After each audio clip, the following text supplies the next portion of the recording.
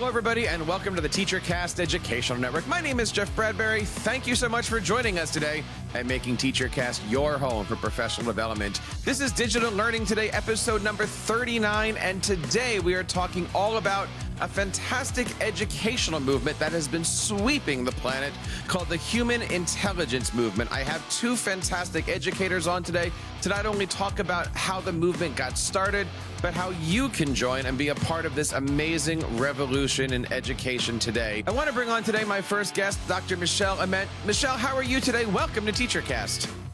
Thanks, Jeff. It's great to be here. I'm doing fabulous. I am so glad that you and I are finding time to sit down. You and I have known each other for a while, and it was only a few months ago you and I reached out on LinkedIn and you started telling me about this project that you're working on called the Human Intelligence Movement. Talk to us a little bit about that. Well, the movement was started by Travis Allen and myself. We put our heads together and said something has to change in education, and especially as we are approaching the rapid progression of AI, we really started to think about what does it mean for learners to be successful and to thrive in an AI world. And it is the foundational skills of human intelligence are needed. And when we think about human intelligence, we think about problem solving. We think about relationship skills, emotional intelligence, adaptability, all of those things that make us uniquely human that cannot be replicated by AI. And so Travis and I thought, what better way to make change in education than to start a grassroots movement? So it was about 3 months ago that we set out and said, hey, who wants to join us in this? Who else is really concerned about the future workforce, about the state of education today? And we started asking people like yourself to get involved with the Human Intelligence Movement. And I am so surprised at the number of people who are raising their hands saying, I want to be part of this. And I have one of our founding members with me today, Matt Carabinos, with me, joining us on this podcast.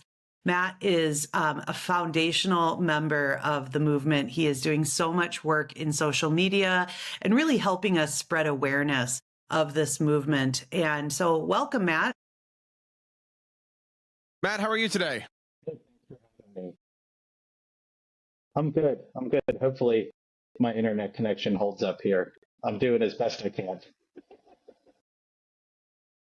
It is so great to have both of you on. And I remember that conversation, Michelle, where you said, this is what we're looking for. We're looking to build awareness. We're looking to create a community. We're going to be doing some policy conversations. That was, as you mentioned, 3 to 4 months ago, but it has been overwhelming seeing the support on Facebook, on LinkedIn, on all the social medias. First of all, let's just kind of go back. That's got to be overwhelming to you, Michelle.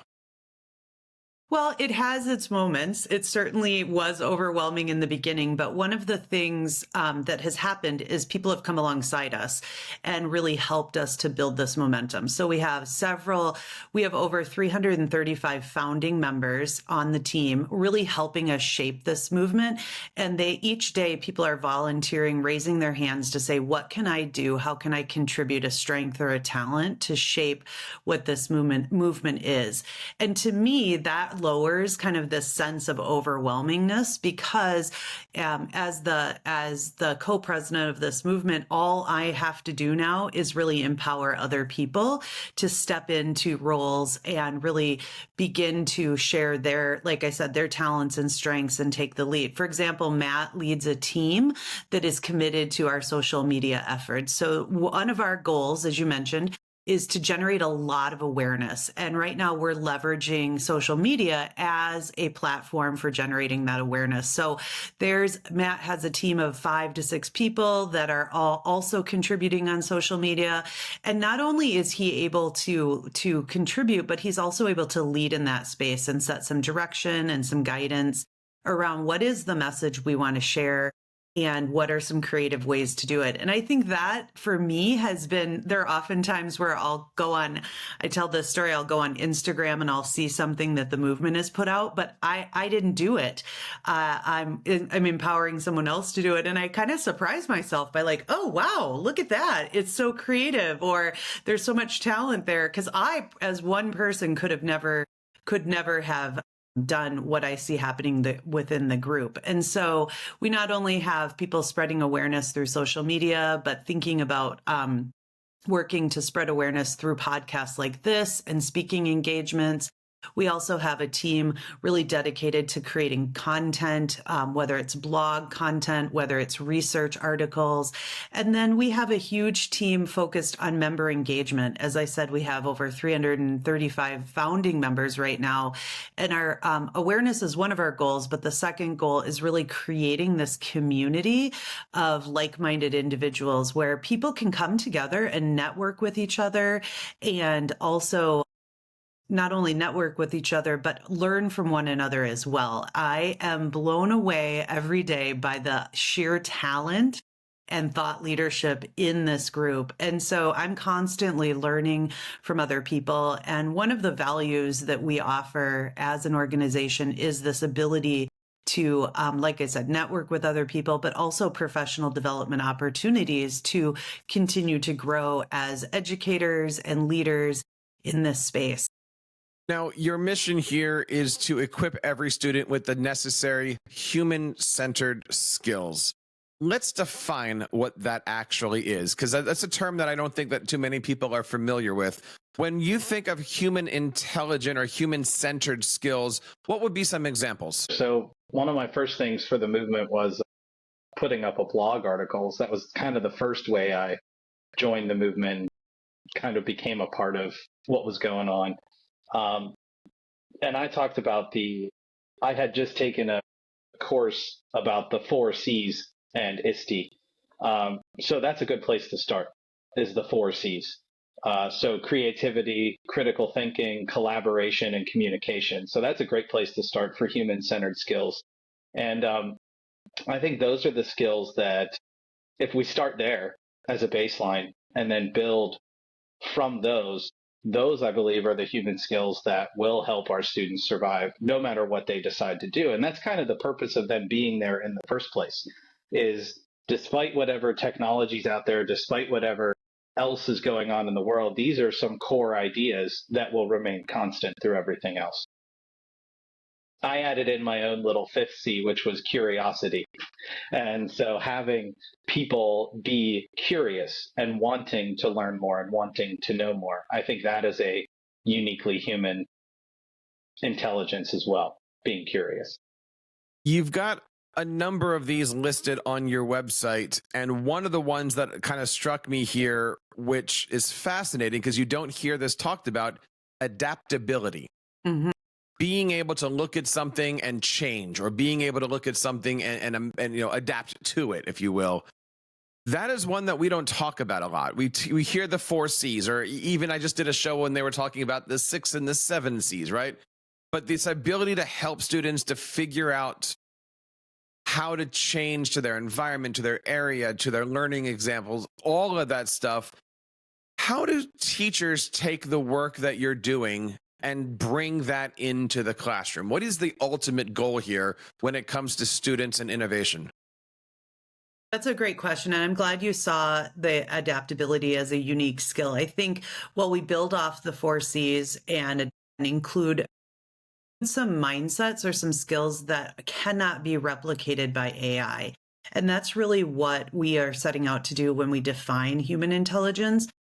Adaptability is one of those things with information at our fingertips, that ability to unlearn something and adjust as information constantly is changing is a skill that our learners will need. And so when I think about what teachers can start to do and how you bring this into the classroom, really is about changing. This is an opportunity right now for us in education to change what the student experience looks like. And so when I think about the classroom environment, our goal really is to start to focus away from that, the emphasis on standardized assessments, dissemination of knowledge. That practice is really outdated when we think about the AI world and when we think about our future workforce. No longer will we need a measure of what you know, but instead it will really be about how you can apply information, how you can apply knowledge. And so that process of learning is really what we need to start emphasizing in our classrooms. So as a teacher, what I think about is really shifting to some project-based learning focus, problem-based, helping students understand, helping students solve problems in an experiential learning way.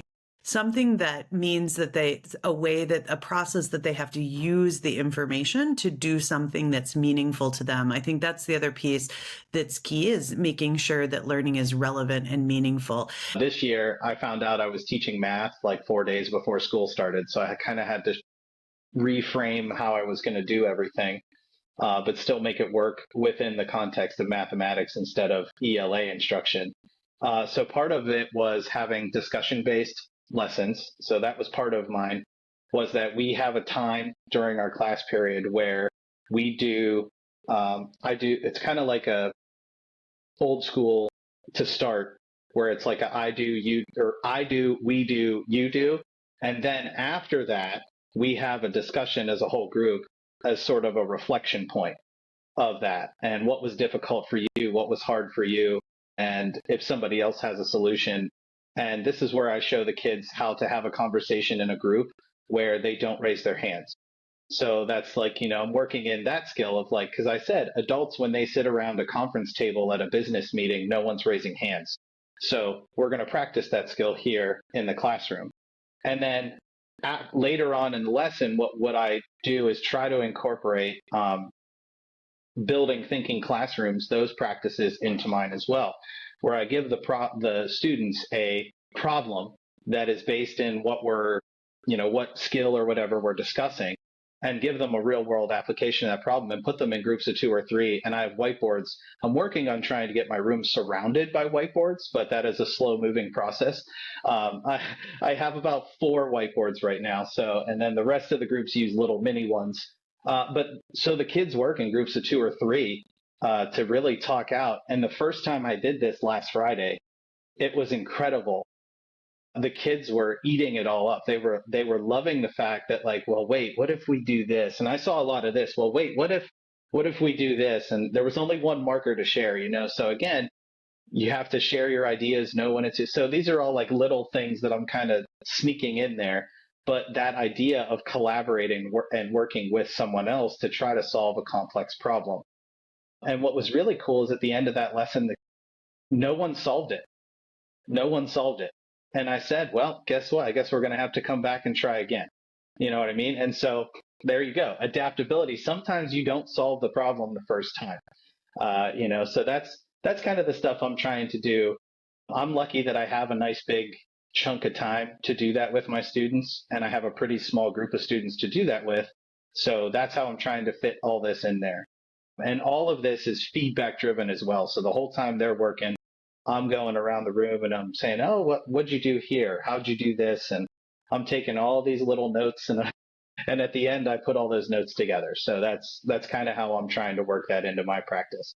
Matt, what is it like being in a position where 3 or 4 days before school, you don't know you're starting to teach something, but as Michelle said, you have a community now of 300 plus educators that are there to help you, there to think, I would assume, think like you, all those different things.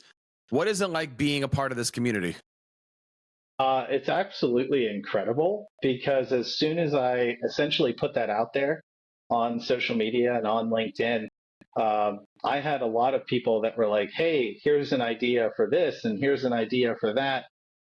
Some of our founding members created whole, problem-based learning for the topic I was discussing. And they put that stuff out there and they share that with me. And so that's the incredible part, is I'm like, wow, you guys put that together in a day, less than a day. And of course it made me think, and I love using AI. I use AI almost every day. So I'm like, okay, wait a minute. So if these guys can do this all that fast, I can do that. All right, let's figure this out. So now I'm playing around trying to create my own custom GPTs or my own AIs that's helping me, with my curriculum. So that's what like I'm trying to hunt down PDFs of my curriculums and trying to put that in there as the knowledge base so that it has all that stuff to pull from. And that's how I'm trying to do it right now, is work in all these practices, but being a part of the community. Like that, I couldn't believe how many, I think, like I said, I think I had 3 or 4 people that were like, hey, here's a cool idea you could try. Here's something you could do. And, so now I have like ideas overload, and I'm like, I can't do every single one of these ideas, but I'm going to try to do as many as possible. So that's kind of where I ended up. Michelle, I got to say, just talking to Matt here, it says that the human intelligence movement is dedicated to equipping every student. But you're doing a pretty darn good job at equipping as many teachers as possible, and it's only been 3 months.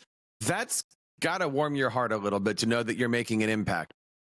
It is, Jeff. I've been an educator for over almost 30 years. I almost said over 30 years. So I've been in education for close to 30 years, which is amazing in itself.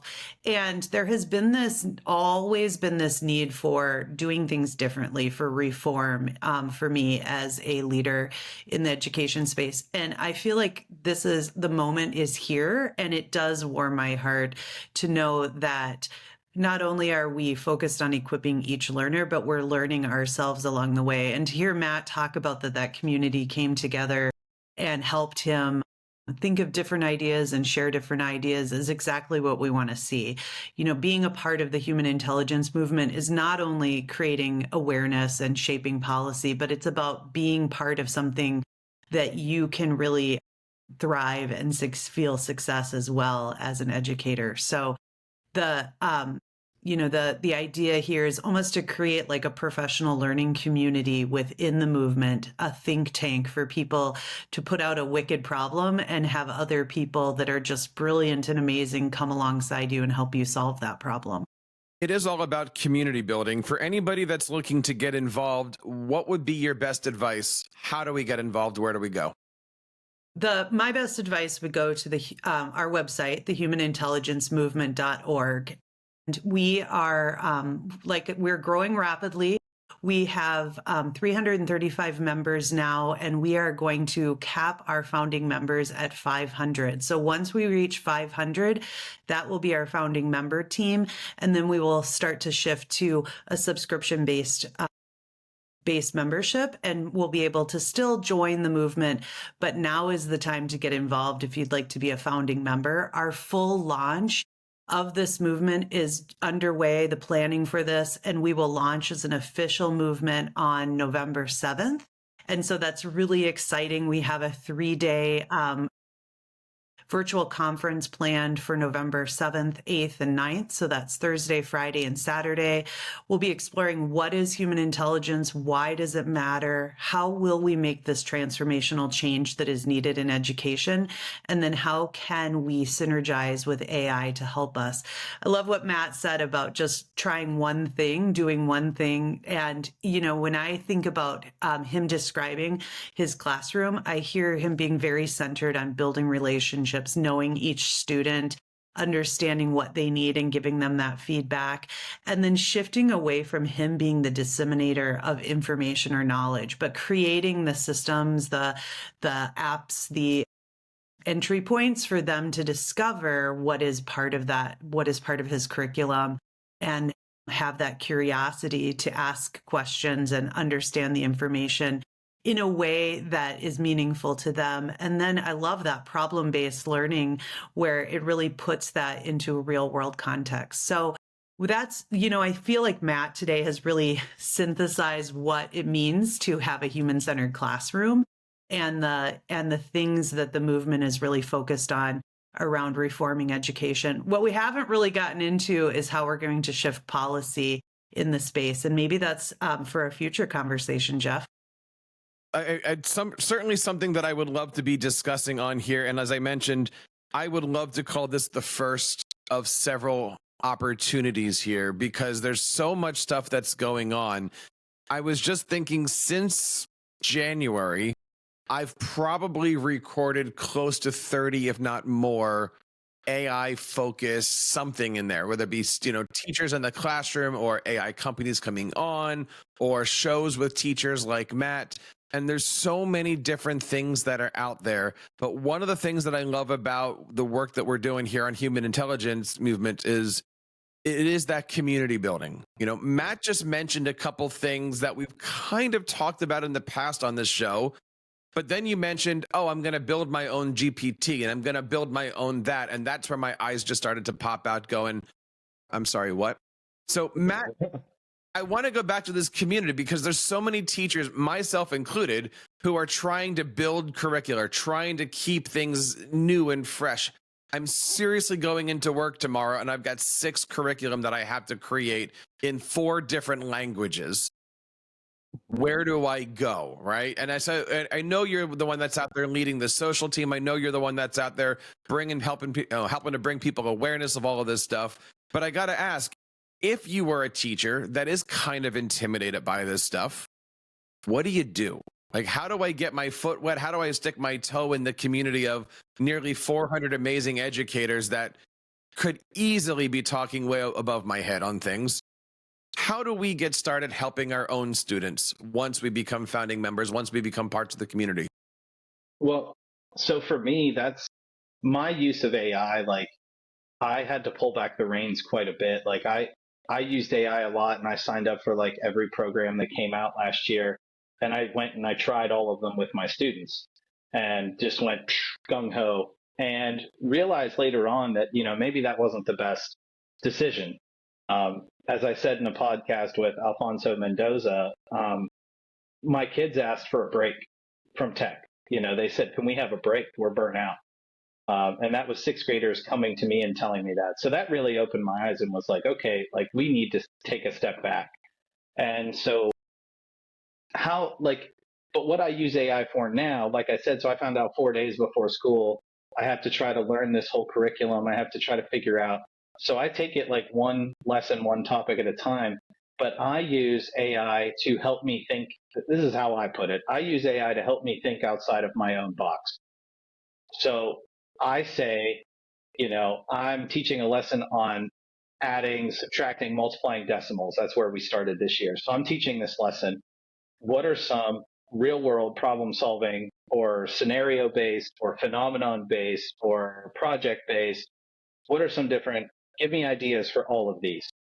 And it just throws a whole bunch of ideas at it. And I say, I like that one.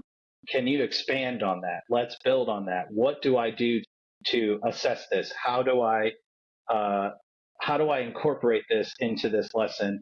I don't want to be just teaching and talking information. So what do I have the students do?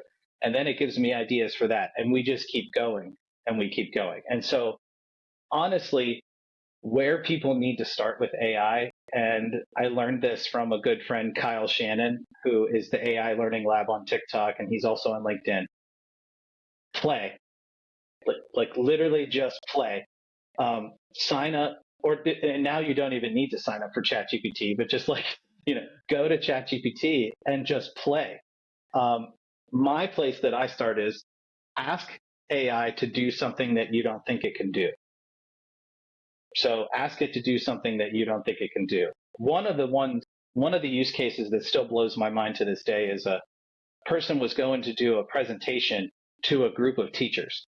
And she asked ChatGPT to act as a group of teachers and assign different roles and what would all their questions be if they were all these different roles. And so she got feedback and was able to kind of plan ahead for things that possibly might come up at her presentation. Mm-hmm. And most of them did come up at her presentation. And, so things like that, there are still so many use cases that I've never even thought of. Like I've barely scratched the surface. But for me, it is how do I take this lesson that I'm supposed to deliver to the students and turn it into something that they can work with and turn it into something that they can do something with it. Well, when you're working with your students and you're trying out all of these things, and I want to put my tech director hat on, is this you and your board, or are you asking them to create accounts, or everyone's just focused on one board and they're kind of throwing ideas at you and you're putting stuff? Like what does that actually look like? So in my classroom, like during our math class, there's like the kids don't have their Chromebooks out. So this is all done. So all this ideating and things that I was talking about, this is all done before I get to class. And so while the kids are in class, they have a workbook. So like I said, we start with the workbook and just to give them a base of like, this is what we're learning today. We're going to expand on this later. And so that's when the kids, I'll give them that, problem-based thing later and let them work in groups of 3 or 4. So kids are all throughout the room. I feel bad when the principal comes in my room unannounced, like kids are all over the place. There's stuff everywhere, and I'm like, but this is how we work here. We're spreading out. We're letting the kids have space to talk, and they're all working on whiteboards together. And it's really cool to see them. They think the whiteboard's like the coolest thing. So all of them up there working on the whiteboard. It's an enjoyable experience to watch them do it and then go around and listen to their conversations too. So that's kind of how that works for me. Matt, I have a question for you, Matt. As you describe putting all of this around, how do I make this problem-based learning and how can I make this real world relevant? It sounds like the GPT AI is doing like 80% of the work for you, right? That's how I think about generation of AI. It kind of gives me 80% of the work. And so I am really curious as an educator, what then are you able to do with the 20%? How is it different than how you maybe lesson planned or designed before? What makes it different than before? So now I have time to actually differentiate and actually think about what I can do for individual students who struggle with different things. And I actually have time, because of how I plan now, to actually go around and listen to the kids and actually give them feedback. Whereas before it's, let's do all these problems together. I'm going to check it and you just mark it right or wrong. And then we're going to talk about them and then move on, and so now I actually have a chance to be there real time while they're solving these problems, while they're discussing these things, and give them feedback in the moment. So that's kind of what it allows me to do, is more of the stuff that teachers wish they had time to do, which was, and all teachers want to say they do their differentiation, and some of them can build it in. But if you do and follow everything that these curriculum that you're handed say, there's no time for that. There's no time for doing all of the stuff that you need to do. And I experienced that last year with the reading curriculum that we had.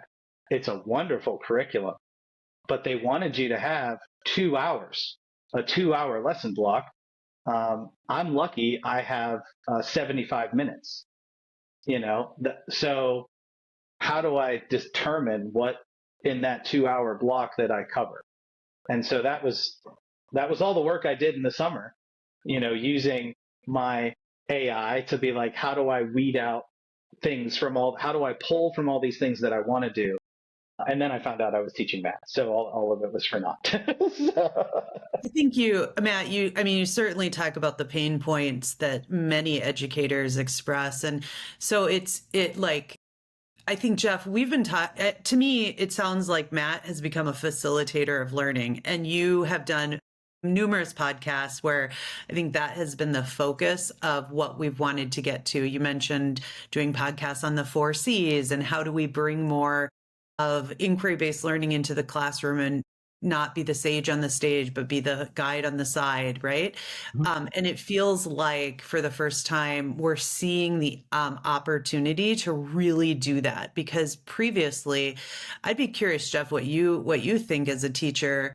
I feel like previously it was difficult to get to this level that which Matt describes because of the amount of time that it took, where I'm hearing him say, he reduces that design and that lesson planning by a significant amount so he can actually make something happen. I'm curious what your experience has been. I started my middle school position in February, right? So from the time I got hired to the time I hit the classroom, and I knew I was teaching intro to digital learning, but so I basically describe my class as, Google meets Shark Tank. And I kind of come up with a couple prompts, and I try not to do the 80%. I try to have AI help me with 30% because I still want to make it a Jeff curriculum. But just having that friend go, here's the lesson plan that I created. What else can I do? What else can I add? How can I create this? Having all of that be in there was amazing. And last year we started to dabble in AI, and I started to dabble in getting them to have those critical thinking skills. In the past, their class was basically come in, do this, and thanks. I walked in with, with my ISTE certified educatorness going, let's change this all around. It was a jolt, to be honest with you. It was them going, who's this guy? What are we doing? Oh, we're not playing game. Okay. And that was interesting. This year, because I still feel new, right? Like it's only been technically 18 weeks of school, but I still feel new, but I'm not the new guy anymore. Kids are going with me.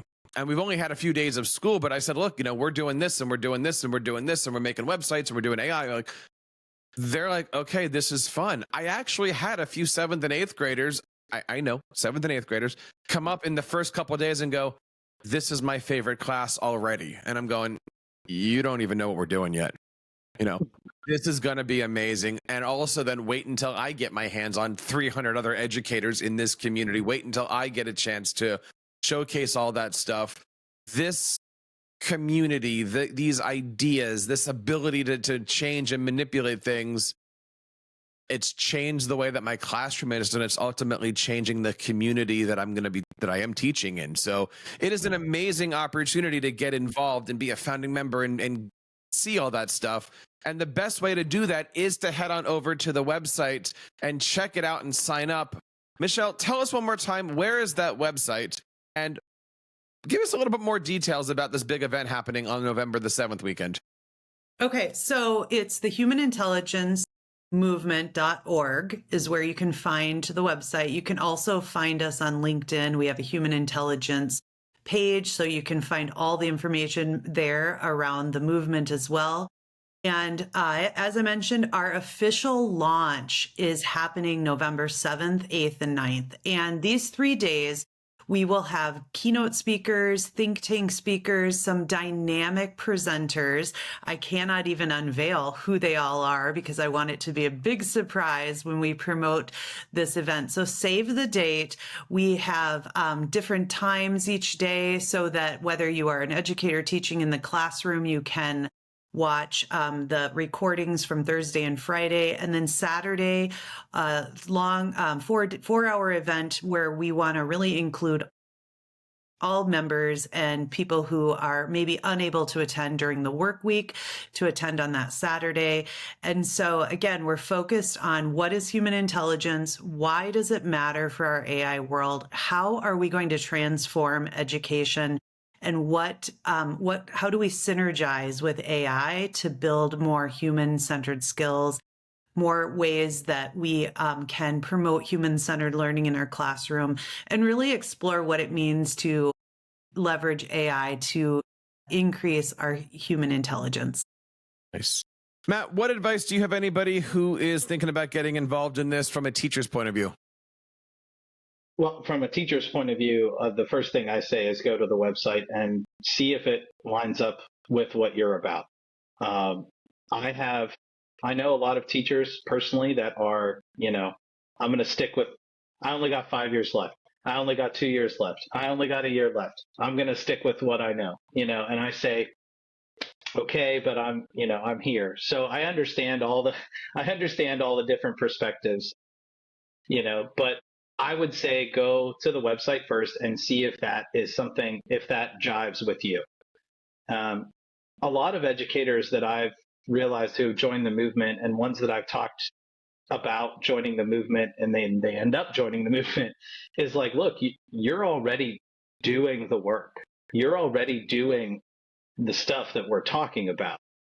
This is just like you walking into a perfect place for you to be. It's you walking into a place of like-minded people. So I have my little LinkedIn bubble that I've kind of created, and it's AI and education bubble. So pretty much everyone that's in that bubble has joined the movement. So that's kind of where it fits. So again, if you look at those values and you look at the things that we're doing, and that is something, well, here's the good entry point. The main idea is moving away from standardized testing. And I think you can get pretty much every teacher in the world on board with that. So that's a good place to start. So if we can move away from that and move away from that thought of, the product is the most important thing and focus more on the process, as Michelle said earlier, I think that is a great way to start the conversation about the human intelligence movement for teachers. Michelle, this is an amazing organization, and it's only getting started. I will give you the last word here. Look into that camera, speak to the world. What do you want to tell them about the human intelligence movement? We are set to shape the future of education, and each and every one of you is important and necessary to do that. And so I look forward to meeting you, learning from you. This conversation, I'm so inspired hearing about Matt's classroom. I want to go visit tomorrow and be in that math class. So thank you, Matt, for sharing your story. And the rest of you, just come alongside us, join this movement, and let's make change. Moment that Michelle reached out to me, I knew this was going to be something different, something special, something important. That's why I got involved in this. So check out everything. Again, the website is humanintelligencemovement.org. I want to say thank you to Michelle and Matt for coming on. This is definitely going to be the first of several podcasts where we're going to be talking not only about what's going on, but how you guys can get involved and help supporting this for your community and for your students. So thank you guys so much. And that wraps up this episode of Digital Learning Today, episode number 39. Don't forget, you can check out all of our archives over at teachercast.net/podcast and check out not only this show, but our Jeff Bradbury show and our other instructional coaching show, Ask the Tech Coach. And that wraps up this episode. On behalf of Michelle and Matt and everybody here on TeacherCast, my name is Jeff Bradbury, reminding you guys to keep up the great work in your classrooms and continue sharing your passions with your students.